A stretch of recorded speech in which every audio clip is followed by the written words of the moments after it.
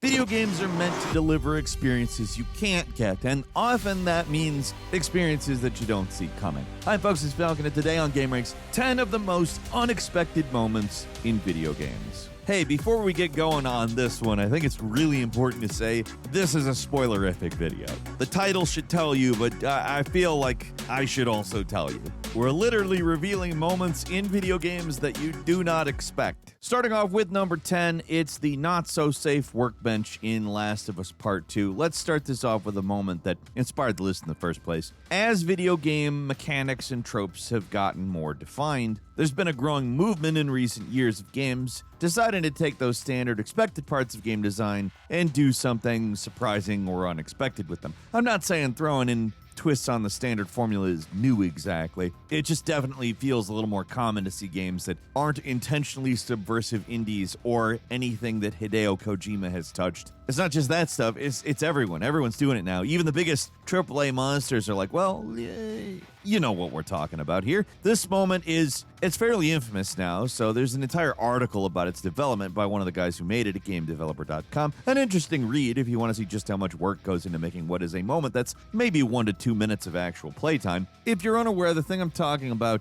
is the part where you go into some random optional abandoned apartment, you do your usual looting and finding a workbench, standard feature of any game even like this. You upgrade your guns, you use your resources, etc. These are one of those contrivances of game design. We just accept that there are identical looking workbenches scattered around this post-apocalyptic world because that's the game mechanic. It'd be like wondering who left all the typewriters around Resident Evil. The answer is the game designers did, because typewriters are save things. That's the game. That's how it works. So at this point, you know what to expect from these things. They're always going to be safe places, and when you use it, you're on a menu. It's like pausing the game. There's never any danger of anything happening, right? Except for this time, something does happen. You get grabbed out of nowhere while using the workbench, and you're forced to fight against a group of deserters that are hiding out in the house. It's a brilliantly subversive bit of game design, and while small, it's one of those standout moments in the entire Last of Us series because of how unexpected it is the first time it happens. At number 9 is the Joker being alive in Arkham Knight. Even for a developer well known for screwing around with player expectations, I have to admit this one still caught me by surprise. The guys behind the Arkham games love to trick and play around with what's real and what's not. They had a ball doing some crazy stuff with the Scarecrow's fear toxin and Arkham Asylum, so of course they're gonna go nuts with stuff in Arkham Knight, where the Scarecrow's one of the primary villains. You know that the fake outs and the jump scares are coming, of course, but they space them out very carefully, so when they do hit you, they come out of nowhere.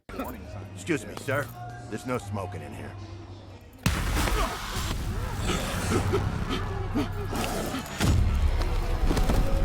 And they saved the most unexpected twist for last. By that, I mean first, because what I'm talking about here happens at the start of a new game plus. If you need a refresher, Arkham Knight starts with the Joker's body getting cremated, just so we're clear. He dead, which he isn't, because of course he's not. But I don't want to get into all that because it's too confusing. So the game starts with the Joker's corpse getting burnt up. When you start a new game plus for the first time, you're gonna assume this little opening sequence remains the same, except it doesn't. Instead of what normally happens, the fire starts and the Joker suddenly bursts to life and starts cackling.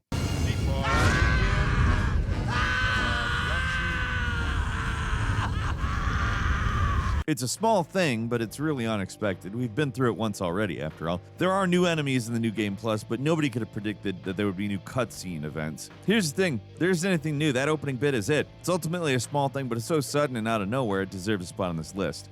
At number 8 is the end of Act 1 in Clair Obscur. This one's gonna go down in RPG history. I know it.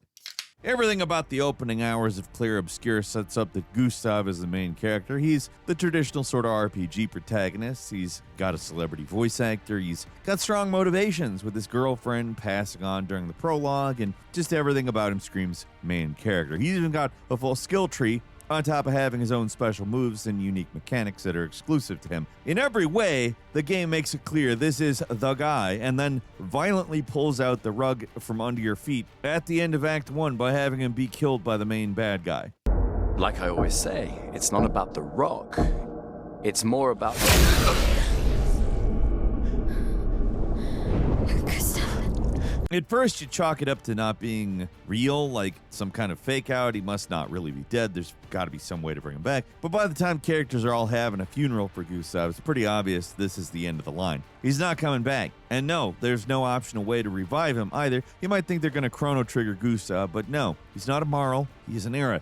If anything, it's actually kind of more surprising than the Aerith death in Final Fantasy VII, because he was the Cloud. Like, and man, does he come off like the Cloud. They killed off the main protagonist of the game up to that point, which just was not just unexpected. It is ballsy as hell. Could have ruined the game forever for some people. Could have been all downhill from there. But this is actually where the game gets a lot more interesting. So yeah, the new dude, Verso, acts as a sort of replacement Gustav because he uses the same weapons, but that's it. Everything else about him is completely different. Now, in old school RPGs, they'd kill off characters like this all the time. But in modern characters, we almost never see this sort of thing because, unfortunately, catharsis is a large aspect of the modern narrative storytelling of games. Well, I mean, it's always been a part of storytelling, but like a little bit too much nowadays, I guess is what I'm saying. I like a story that's like, nope, not validating you today from time to time.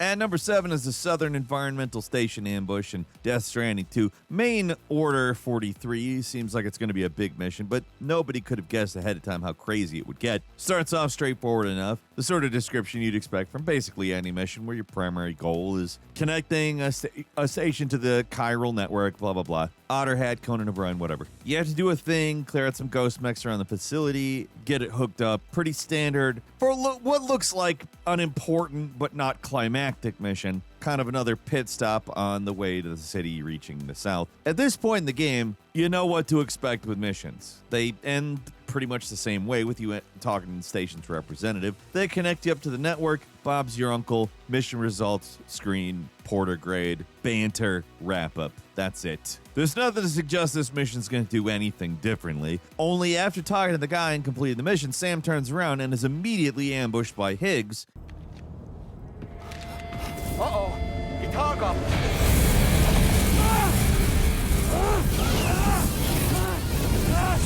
And what follows is this insane sequence where Higgs continually kills Sam over and over again. The following events are surprising and memorable all by themselves, and the way they incorporate the act of dying in-game and have them happen as part of the story, it's also pretty unexpected. But the biggest surprise of the whole thing is just when you turn around and just suddenly Higgs is there and immediately kills you out of nowhere. It's a huge shocker, but hey, they can't do that. It's cheating, right? Something that just isn't done in video games. They always give you a fair shot, but he just jumps out of nowhere and there's no way to have predicted or stopped it. There is actually an early section with a Higgs attack out of nowhere, but even that, the game gives you a bunch of foreshadowing by warning it could be a while before you can do regular orders. And this segment that we're talking about at the Southern Environmental Station, it gives you no warning, and that's why it works. I mean, they kind of lulled you into a false sense of security with that other Higgs attack, I think. Oh, they'll tell me. They won't. They don't have to. Hideo Kojima is simply the god of the world of his creation. Oops. Catch you later.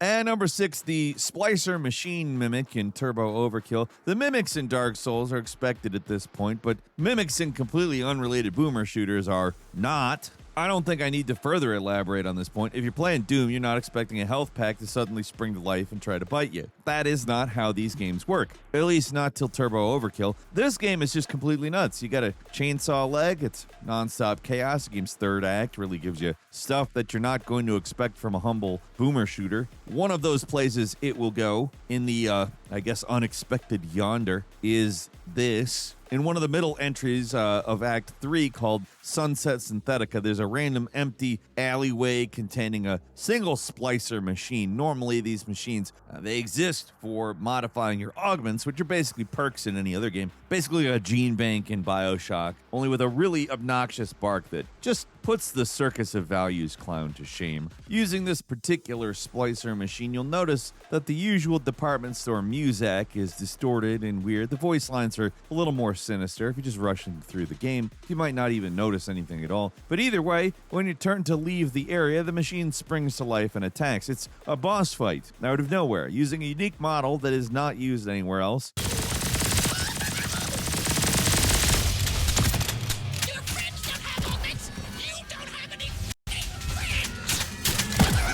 And it's found down this random alley that is totally optional. It's something that's unexpected because the genre more than anything else. If you were playing a Souls game and entered this large arena-style area, you'd immediately clock something funny going on. But Turbo Overkill, you're just not expecting that in this genre. This is a boomer shooter made by a small team. They don't usually have the time or budget for these types of extravagances, but the game just goes above and beyond in more ways than one. It's pretty ridiculous and amusing, and once again, it plays with your expectations quite a bit. At this point in the game, splicer machines are standard and expected, so having one do something totally different than what you're used to isn't exactly scary, but it is surprising.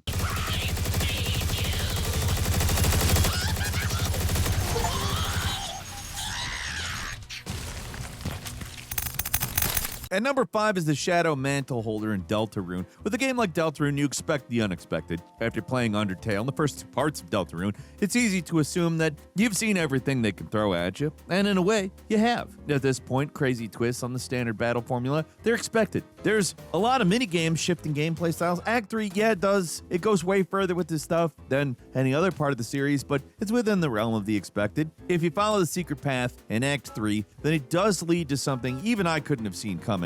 The initial optional boss of the area doesn't even use the standard battle system at all. Literally every enemy and boss fight up to this point has only one thing in common. You have to fight them in the turn-based battle system. No matter how screwy and unorthodox things would get, that part's the same. So here comes Act 3 with the Shadow Mantle Holder at the end of the secret dungeon, which is done entirely within the world of a Legend of Zelda-style minigame.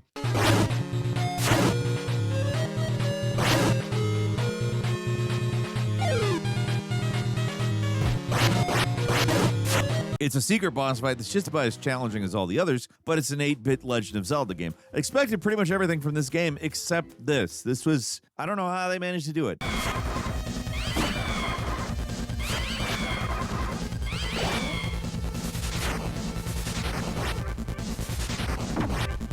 And number 4 is a giant game of wheels in the Sea of Stars DLC. The free DLC of this game is more challenging and better designed than the base game, but for most of its run, it's what you expect. The dungeons are a little more elaborate, the fights are generally more challenging, but the game still has Chrono Trigger across the Super Mario RPG all over it. It's not going out on a limb with any of that stuff, and hey, that's not a problem. Maybe the story's a little devoid of real emotion, but it's enough, and the game itself is beautiful and plays great. The DLC's better than that, so cool. Then you take on the antagonist of the DLC, the Puppeteer. It's easy to imagine this going the way of the other boss fights in the game, but no, the fight's completely different. Instead of being just a standard final boss, you play this giant game of wheels, which is this game's answer to Gwent. If you've never played it at all, it's going to look completely incomprehensible, but the basic gist of wheels is that you deploy units and then charge them up. Once they're charged up, they attack, etc., etc.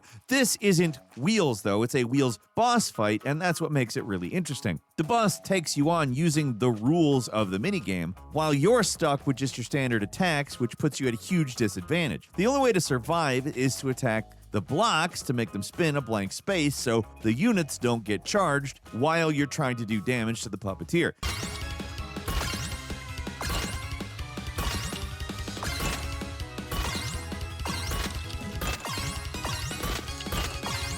It's one of the most bizarre and unexpected final bosses I've seen in a game. It really is about as far from a traditional fight as you can get while still using the same battle system. And number 3 is the escort mining ship from Armored Core 6. Just getting new missions and objectives when playing through the game a second time is surprising enough, but the real unexpected stuff starts happening in playthrough 3 when out of nowhere they start adding even more new stuff. If this is a Nier game, that would be, what you expect. It'd be obvious, but it's not. It's an Armored Core game. Hell, it's a From Software game, and there are zero hints at anything in the second playthrough let alone the third, are going to be different with additional missions and new story paths. Anyhow, I mean, depending on your build, things can be very different, but that's not what we're talking about. Even knowing about the new missions, though, they still manage to really throw you for a loop with the escort mining ship mission in playthrough 3. Normally, your job is to eliminate the mining ship, but now you're given the choice to defend it instead. It's surprising and exciting in of itself, but then the actual mission starts and the entire thing explodes right in front of you, and now something completely different's happening. Suddenly, you're being ambushed by new experimental ACs that were only vaguely even hinted at before, and this kicks off the completely left field plot that only reveals itself after playing Armored Core 6 3 times in a row. The whole moment is surprising on multiple levels. It's both the real first new mission in Replay 3, and it completely changes things from Rebels versus Corpse story that the game has been setting up the whole time. It all gets revealed now that the story is actually about how Allmind is taking over. Allmind, the AI computer that functions as the menu for the game and mostly delivers flat mission exposition when there's nobody else around to give you any kind of mission orders. That's the bad guy. The menu screen. The menu screen's the bad guy. It's all so unexpected, but it's a really nice reward for anyone dedicated enough to play through this game 3 times over. And number 2 is the knockout fake-out. One of those classic interface fake-outs that a lot of games have pulled in the past, but for whatever reason, this one's uniquely effective. A major contributing factor is how frantic Cuphead is in general, and how the game never actually shows you a boss's health until after you die. Bosses in this game usually have 3 phases, or if they do have more, it's pretty obvious. But in the boss fight with the Moonshine Mob, they pull a nasty trick on you at the last second by having a literal knockout sign appear, only the fight is not actually over. There's still a bit left. The first time through, this catches you off guard, period.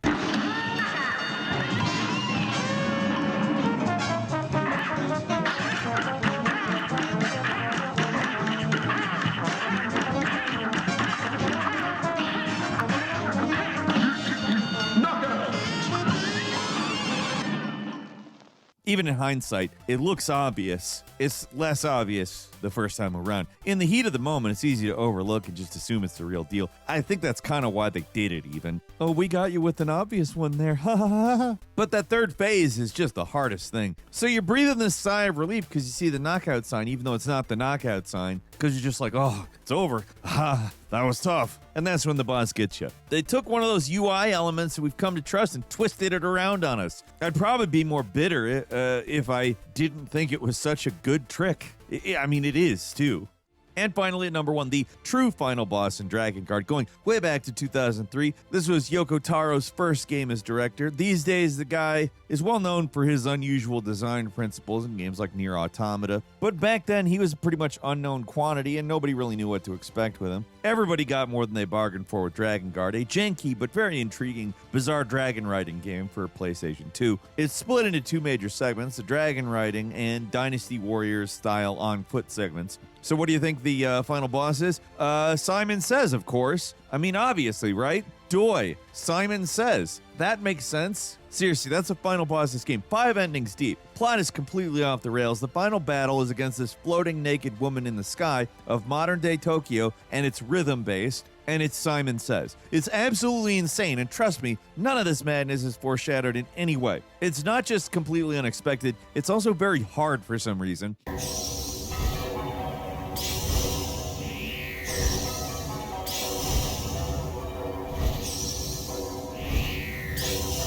If you fail, you've got to do the whole thing all over again, too. It's not just an unprecedented gameplay shift that's just now being introduced. It's also a really unforgiving and difficult one. Perfect combination. It's like if an FPS ended with you having to solve the world's hardest Sudoku puzzle. It's completely out of place and totally baffling. And that's what makes it so memorable to the poor souls who actually got this far. And that's all for today. Leave us a comment. Let us know what you think. If you like this video, click like. If you're not subscribed, now's a great time to do so. We upload brand new videos every day of the week. Best way to see them first is, of course, a subscription, so click subscribe. Don't forget to enable notifications. And as always, we thank you very much for watching this video. I'm Falcon. You can follow me on Twitter at Falcon the Hero. We'll see you next time right here on gameranx.